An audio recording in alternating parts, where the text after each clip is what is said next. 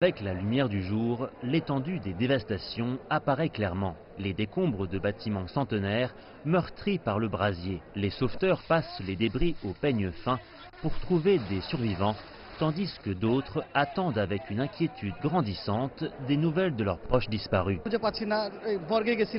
Je ne trouve mon petit frère nulle part. Je me suis rendu dans les deux morgues, mais je ne l'ai pas trouvé. J'ai perdu ma nièce, son mari et mon petit-fils. J'attends les cercueils avec leurs débrouilles. L'incendie s'est déclenché juste avant minuit dans le quartier historique de Dhaka qui remonte à l'Empire moghol. Les rues sont étroites et les bâtiments sont serrés les uns contre les autres. L'incendie s'est répandu rapidement et avec férocité.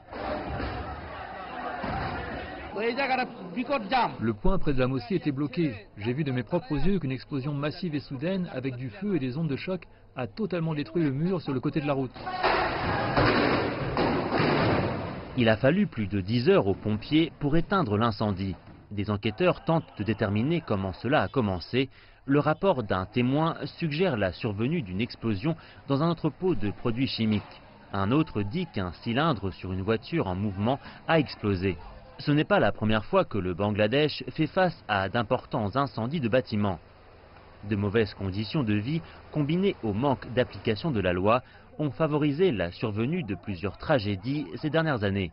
Des centaines de personnes en ont payé le prix de leur vie.